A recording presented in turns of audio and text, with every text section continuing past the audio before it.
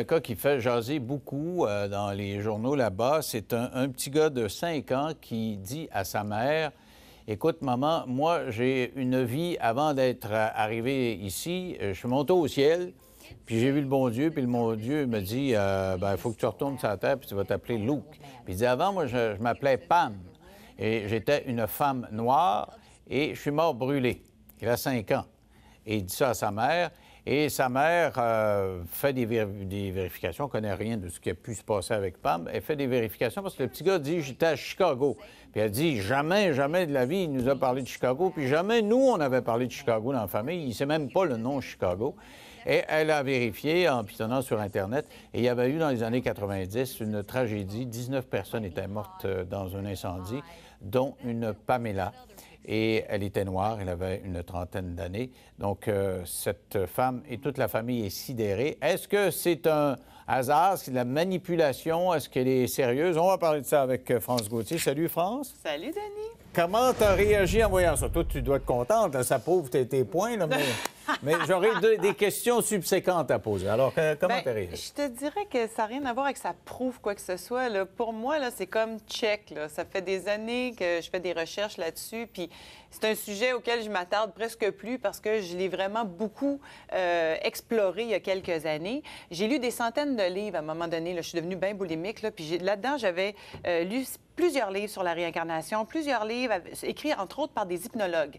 Il y a beaucoup de recherches qui ont été faites par des hypnologues ou des hypnothérapeutes, dont Dolores Cannon, qui est une Américaine qui a écrit des dizaines de livres sur les recherches qu'elle a faites. Elle travaillé pour l'armée américaine, puis après ça, elle a continué dans une pratique privée.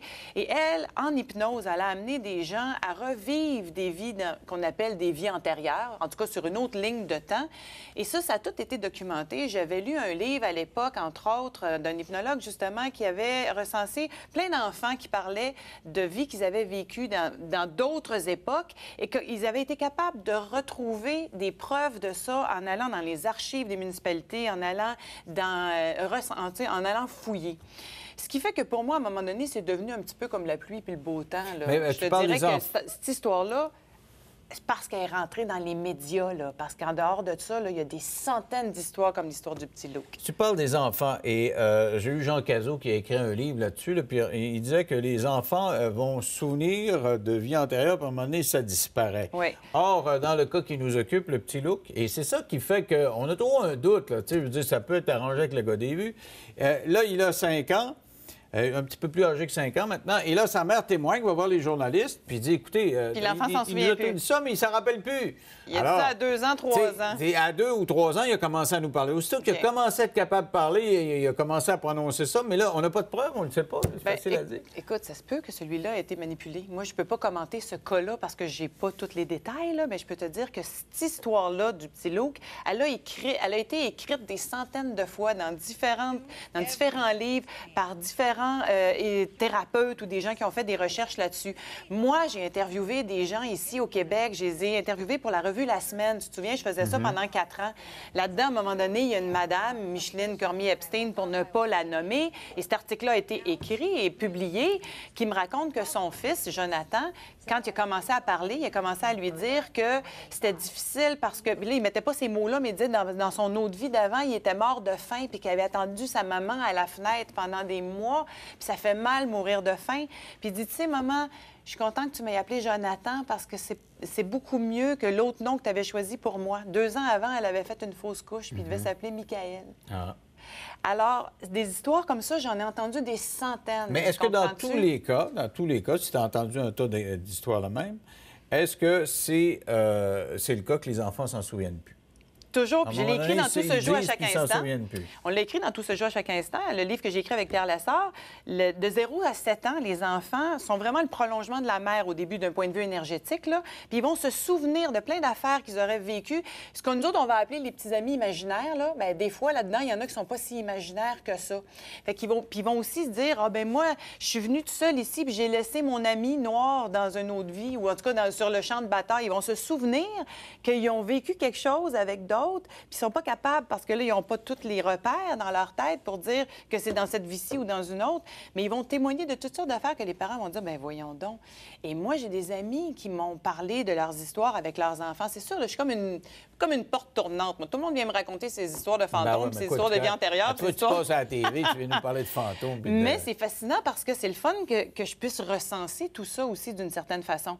Et je peux te parler de mon cas à moi, parce qu'en faisant les entrevues, j'ai fait 250 entrevues à peu près, OK, sur 4 ans et quelques.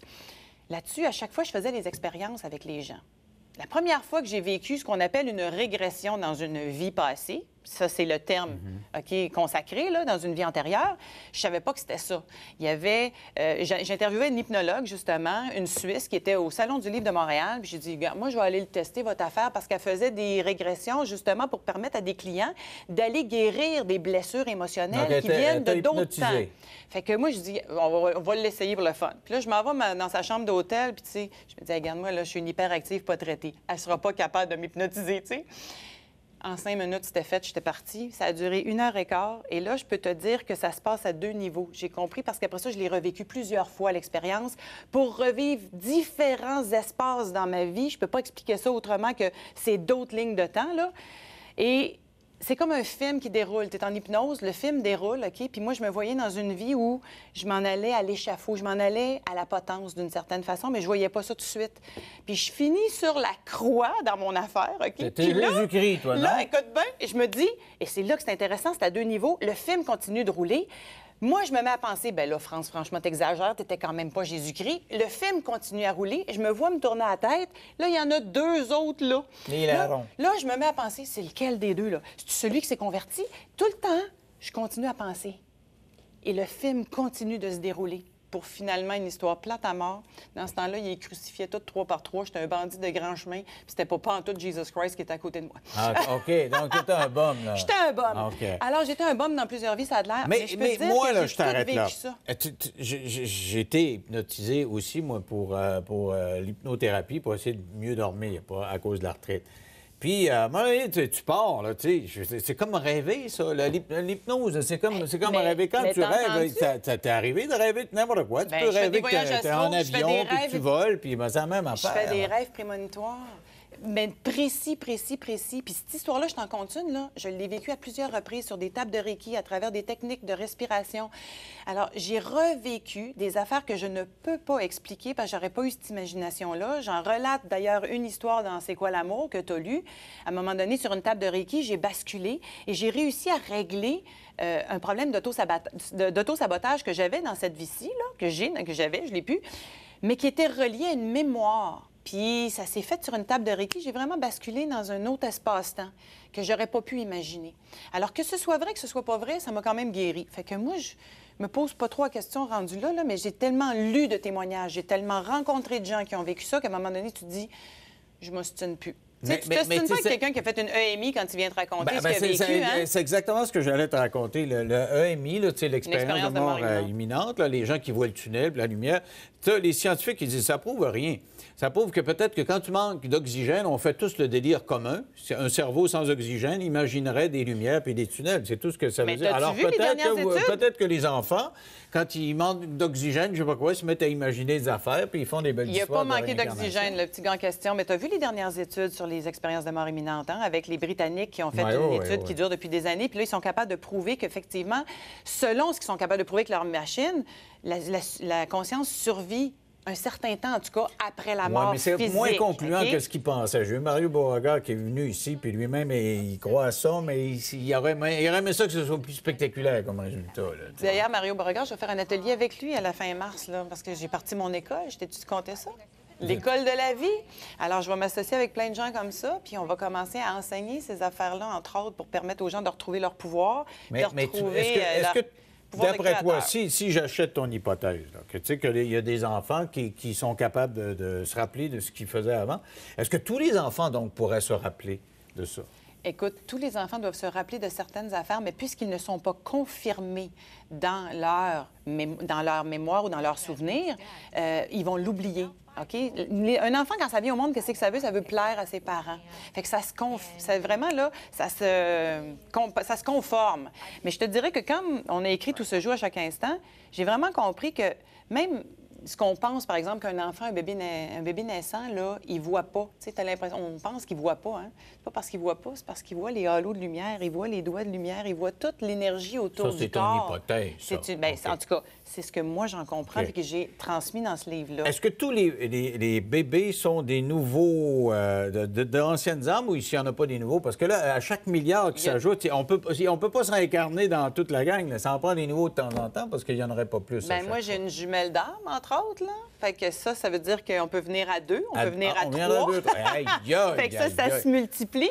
Mais il y en a, évidemment... Moi, ça fait plusieurs vies que je suis ici, je peux te le dire. Puis je penserais même que c'est une de mes dernières, sinon ma dernière. Ah, donc? Mais... Qu'est-ce qu'on fait quand c'est la dernière? Bien, on continue ailleurs. Ah, OK, tu vas t'en aller dans le cosmos. Mais il y a tout plein... Oui, il y a tout plein d'âmes qui arrivent pour la première fois. Intarissable. T'es toujours aussi pété. Là. Je veux dire, aussitôt que j'arrive à quelque chose, t'as toujours quelque chose d'un peu plus loin. Là. Et pourtant, c'est très... j'ai rien d'un ésotérique en plus. Non, je sais. Parle-moi de comment tu vois la population qui accorde de l'importance à ça maintenant, alors qu'autrefois, on rejetait ça. Bien, je me dis, enfin, on peut s'ouvrir à ça. Tu sais, écoute, c'est sûr que les bouddhistes puis les hindous, l'hindouisme parle de réincarnation.